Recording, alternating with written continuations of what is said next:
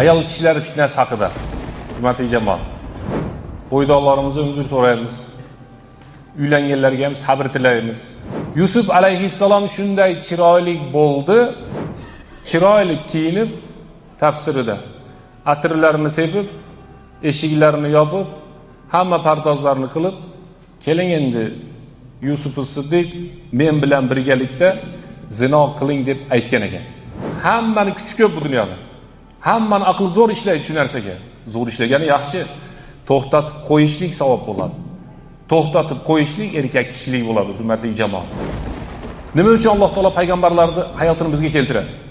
Nima sababdan ularning qissalarini bizga keltiradi? Yusuf surasida Alloh taolo hadis oyatning nihoyasida ma kana hadisan yuftara dedi. Bu bekardan bekar sizlarni bunday to'planib o'tirganda o'qiydigan qissa yoki voqea qilib aytib bermadik. Sizlarga ibrat uchun aytib berdik deydi. Alhamdulillahi robbil alamin. Assalatu vassalamu ala rasulina Muhammadin amin va ala alihi va ashabihi va man tabi'ahum bi ihsan ila yawmiddin. Allohumma allimna ma yanfa'una wanfa'na bima 'allamtana wa zidna ilman ya robbil alamin. Alloh subhanahu va taologa maqtovlar, hamd va sanolar bo'lsin. Payg'ambarimiz Muhammad Mustafa sallallohu alayhi va sallamga salovat salomlar bo'lsin. Assalomu alaykum va rahmatullohi va barakatuh. Payg'ambarlarning xulqlari, odoblari va ulardan biz ba'zi bir hayotimizga o'rganadigan narsalar haqida jamoatga o'qib aytib berayotgan edik. O'tgan safar Yusuf alayhissalomni va barcha payg'ambarlarda bo'lgan inna naraka minal muhsinin, biz sizni yaxshi odam deb bildik, muhsinlardan deb bildik degan Alloh subhanahu va taoloning Qur'oni Karimda 2 marta bir xil keltirgan oyat karimasi haqida tushuntirgan. Bu safar ham o'z jamoatimizga ana shu Yusuf surasidagi 23-oyat va ravadatullati huwa fi baytiha. Ayol kishilar fitnasi haqida. Hurmatli jamoat. Ayol kishilarni fitnasi haqida. Payg'ambarimiz sollallohu alayhi vasallam hadisda aytdilarki, men sizlarga ayollardan ko'ra ashaddiyroq fitnani tashlamadim dedi. Mendan keyin ayollardan ko'ra ashaddiyroq fitnalarga qoldirmadim degan Payg'ambarimiz sollallohu alayhi vasallam hadislari bor. Erkak kishi balog'atga yetgandan so'ng o'zi balog'atga yetdi deb erkak kishilik g'arizasi, erkak kishilik uni shahvati, nafsi bir narsalarni xohlashni boshlaganda unga namoz farz bo'ladi. O'zi namozni farz bo'lishining sababi shu. Va shariatda boshqa takliflari, roza va shariatda hamma takliflarini farz bo'lishining sababi balog'atga yetishlik. Yusuf alayhissalomning qissasini hammamiz juda ham ko'p eshitganmiz, bilamiz. Va Alloh subhanahu va taolo nahnu naqussu alayka ahsanal qasas dedi. Eng go'zal qissani aytib beramiz dedi. Va Yusuf alayhissalom ko'p boblarda sinalgan. Mana shu sinalganlarning biri Yusuf alayhissalom go'zal ayol kishi bilan ham sinov. Agar ana oyat bilan A'udhu billahi minash shaytonir rojim. Va rawadatullati huwa fi baytiha an nafsihi va ghallaqatil abwab va qalat hayta lak. Ba'zi bir olimlarimiz 5 ta, 8 ta, 10 ta olimlar deganda mufassirlar Yusuf alayhissalomga kelgan sinovni aytishadi. Qanday qilib sinov bo'ldi desa, Yusuf alayhissalomni bittasi sotib yubordi. Ikkinchi marta sotilgandan keyin podshohning uyiga Yusuf alayhissalom bir bola bo'lib bordi, yoshlik paytda. 7 yil qoldi, 10 yil qoldi. 7 yoshda sotilgan bo'lsa, 17 yosh, 20 yosh Yusuf alayhissalomni bilamizki, eng chiroyli inson bo'lgan va payg'ambarimizdan chiroyli emas. Payg'ambarimiz Muhammad Mustafa sallallohu alayhi vasallam eng go'zal inson. Qur'on qissalarining ichidagi eng go'zal qissa Yusuf surasi. Lekin hayotiy qissalarning ichidagi eng go'zali payg'ambarimiz sallallohu alayhi vasallamning qissasi bo'ladi. Qanday bo'lganda? Chunki Sayyidul Mursalin payg'ambarlarning eng afzali. Qur'on qissalarining ichidagi eng go'zali Yusuf alayhissalomning qissasi. Ammo hayot bo'yicha eng go'zalligi bo'yicha payg'ambarimiz sollallohu alayhi vasallamning hayoti bo'lib hisoblanadi. Yusuf alayhissalom podshohning uyida ulg'aydi, kattaydi, balog'atga yetdi. Ba'zi bir bo'ydoqlarga aytamiz-da. Yusuf alayhissalom o'ta chiroyli bo'lgan. Vaqad utiya shatral husn deb keladi. Yarim go'zallik berilgan erkak kishi bo'lsa, erkak kishining go'zalligi to'g'ri so'zligida, omonatgo'yligida bo'ladi birinchi o'rinda. Va undan keyin Alloh taolo bergani u rizq. Yusuf alayhissalom shunday chiroyli bo'ldi. Bizi ba'zi bir bo'ydoqlarimiz chiroyli bo'lish uchun harakat qilyapti. Yusuf alayhissalom bu mavzuda aytyapmiz. Nimaga desa, biz hozir shuni zamondamiz. Nimaga desa, chiroyli kiyim kiyamiz. Boshqalarga yoqish uchun. Tosh ko'tarib harakatlar qilamiz. Badanimiz chiroyli bo'lishligi uchun. Va yana har xil narsalar bilan harakat qilamiz, go'zal bo'lishligimiz uchun. Nimaga desa, ba'zilar deylik, shu bitta hamda qizman yo boshqasiman gaplashib qoladigan bo'lsa, shu gaplashganda darrov labbay deb javob berib yuborsa-da, mayli ko'rishamiz bitdan keyin, hozir ro'za ekan, taravadan keyin ko'rishamiz deb yuborsa degan maqsadda. Ba'zilarga Yusuf alayhissalomda tabiiy go'zallik bo'lgan. Va Yusuf alayhissalomni ayol kishi chaqiryapti. Va qaysi ayol kishi chaqiryapti desa, Misrni podshosini ayoli chaqiryapti. Va rawadathullati huwa fi baytiha. Qayerda chaqiryapti? O'zini uyida chaqiryapti. Qanday qilib chaqiryapti? Va g'allaqatil abwab. Eshiklarni bekitib chaqiryapti. 7 ta eshik ekan ba'zilar. Birinchi eshikni bekitdi, ikkinchi eshikni bekitdi, uchinchisini bekitdi. Nima qilyapti? Shu odam bilan fahish, munkar zino qilmoqchi. Arab tilida g'allaqatil abwab bilan bu Qur'ondagisi va aghlaqatil abwabning farqi bor. Shunga biz aytardik jamoat arab tili o'qisak, tushunsak yaxshi. G'allaqatil abwab degani mahkam bekitib qo'ydi degani. Hozirgi yoshlar demak hamma, Xudo saqlasin hammani. O'ta qattiq ehtiyot bo'layotgan odamlar. Ehtiyot bo'ladi-yu, telefoniga 3 ta kod qo'yadi. Xotini bilib qolmasligi uchun. Yana xuddi birov qarab turganday bo'ladi. Xudo qarab turibdi. Va qallaqatil abwab deyapti Alloh taolo. Eshiklarni shunda ham ehtiyot qilib bekitdi. Va qolat aytdi. Shu yerda 10 ta qiroat bor ekan. Va qolat haytalak hitulak. Qolgan qiroatlar ham. Men sizga tayyor bo'ldim dedi. Xotin kishi aytibdi. Chiroyli kiyinib tafsirida atirlarni sepib, eshiklarni yopib, hamma pardozlarni qilib, keling endi Yusuf as-Siddiq men bilan birgalikda zino qiling deb aytgan ekan. Telefonda sizga yo bizga kimdir xat yozsa, erkak kishilar, hurmatli erkak kishilar, bir ayol kishi bizga xat yozadigan bo'lsa, assalomu alaykum, yaxshimisiz? Gaplashsak, ko'rishsak bo'ladimi? Bilyapsiz, mavzu qayerga qarab ketyapti. Men juda zo'r odamman ekan, men yaxshi odamman ekan deb birinchi gaplashganda yiqilib tushmaylik. Birinchi gaplashganda shu xotin kishining orqasidan qarab ketib qolmaylik ayol kishidan. Bir ayol kishi aytibdi, meni bolam eri borlar bilan gaplashadi deyapti. Eri bor ayollarman o'g'lim gaplashadi deb bir xotin kishi maqtanyapti. Zino, mana hozir Isro surasida ham "Vala taqrabuz zina innahu kana fahisha." Vala taqrabuz zina, zinoga yaqinlashmanglar. Innahu kana fahishatan. Fahisha degani qabih degani, yomon, iflos ish deyapti Alloh taolo. Qilinglar demayapti. Yaqinlashmanglar deyapti. Yusuf alayhissalomga Imroatul Aziz Misrda podshosining ayoli men bilan zino qiling deganda birinchi aytgan so'zini kursida o'tirib aytgan ekan. Hamma xonalarda bekitib, o'zini chiroyli tutib, tepadan kelib aytgan ekan. Yusuf alayhissalom tovonidan peshonasiga tepgan ekan shu ayol kishini. "Ey, nima deyapsan? Nima deb meni boshim qatiryapsan? Sen bilan zino qilmayman" deganda qaytib kelib oyog'ini o'pgan ekan. Zino qilmoqchi bo'lgan odam shunaqa xor bo'lib ketadi. Zino qilmoqchi bo'lgan odam xor bo'lib ketadi. Yusuf alayhissalom chiroyli bo'lgan, lekin chiroyli bo'lishiga qaramasdan Misrni podshosini ayoli u ham chiroyli bo'lgan. Isroiliyatda keladi, ismi Zulayho bo'lgan ekan. Agar ta'bir joiz bo'lsa deydi.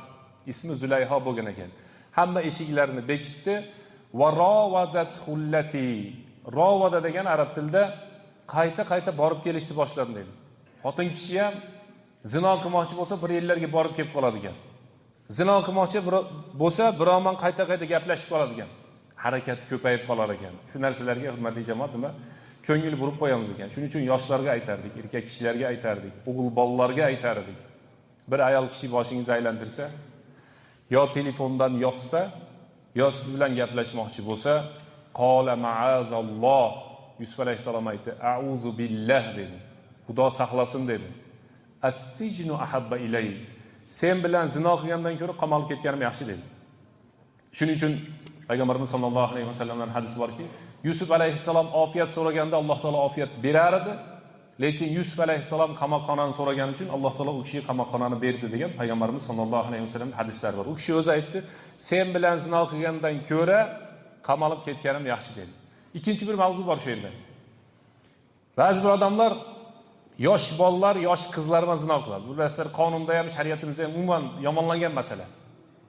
Qamalib ketishini bilib zino qiladi ba'zilar. Yusuf alayhisalom sen bilan zino qilgandan ko'ra qamalganim yaxshi deyapti.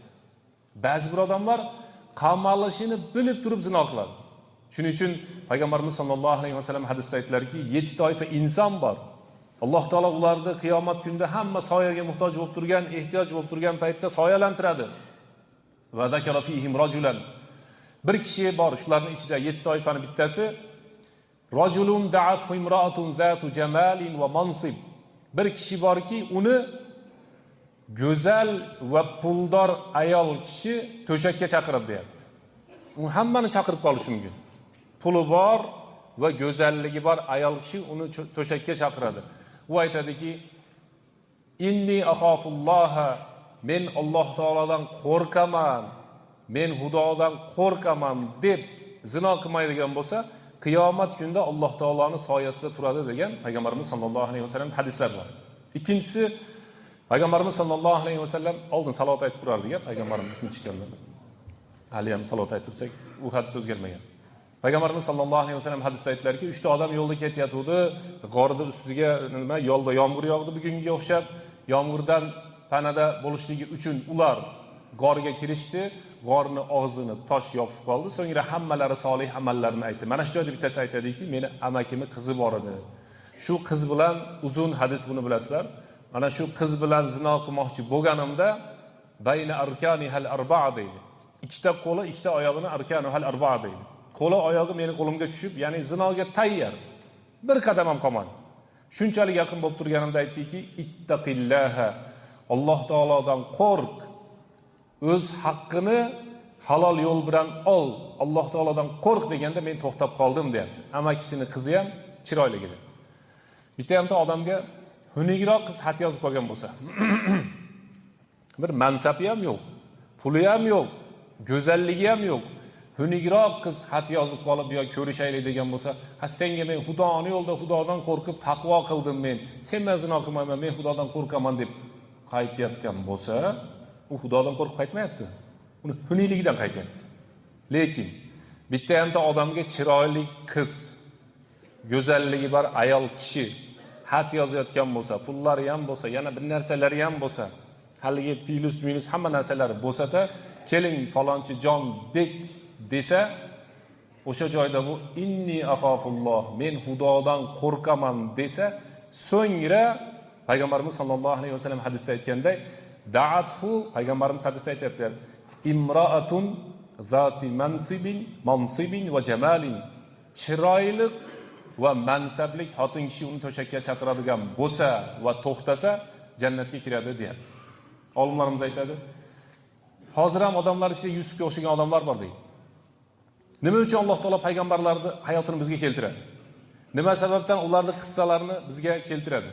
Yusuf surasida Alloh taolo hadis oyatning nihoyasida ma kana hadisan yuftara dedi. Bu bekardan bekar sizlarni bunday to'planib o'tirganda o'qiydigan qissa yoki voqea qilib aytib bermadik. Sizlarga ibrat uchun aytib berdik deydi. Biz olimlarimiz aytadiki, hozir ham jamoatning ichida Yusufga o'xshagan erkak kishilar bor. Ularga ham qaysidir ayollar xat yozgan. Ularda ham kimlardir chaqirgan. Ularda ham kimlardir yo'ldan urmoqchi bo'lgan. Lekin ular Alloh taolodan qo'rqqanligi uchun inni axofulloha deb haligi ayol kishi nima qilmadi? Zino qilmadi. Ayollarimiz xafa bo'lmasin. Lekin erkak kishilar qimmat. Hozirgi zamonda oldin ham shunday. Hozirgi zamonda erkak kishilar qimmat. Ayollar ko'p buzilib ketdi. Yengil bo'lib ketdi. Zinoda osonligi, bizi zamonchalik zino oson emas. Bizchalik yengil emas. Bugun tarovihni hozir o'qib ketamiz bu yerda. Lekin kechqurun telefondan ayollarni istab ko'ramizmi, yo'qmi? Suratlarini yoki videolarni. Yusuf alayhissalomga hamma sharoitni qilib, eshiklarini bekitib, o'zi da'vat qilib turibdi. Misrda podshosini ayoli nima, men javob beraman bir narsa bo'lsa deyapti. Hijolat bo'lmadi deyapti.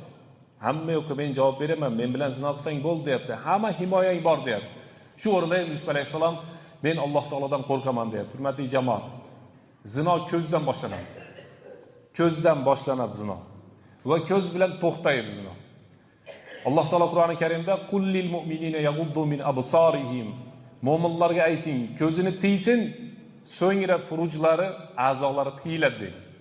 Mo'min ayollarga ham ayting, ko'zlarini tiysin, so'ngra nafslari tiyiladi dedi. Shuning uchun ko'zimizni tiyishlikka, ko'zimizni to'sishlikka harakat qilaylik. Va rawadat allati huwa fi bayti an nafsihi va ghallaqatil abwab va qalat hayta lak qala ma'azalloh innahu robbi ahsana mathwaya. Ikki rivoyat bor bu yerda. Innahu robbidan maqsad Alloh taolo yoki innahu robbidan maqsad meni tarbiya qilgan uyda egasiniga qanday qarayman.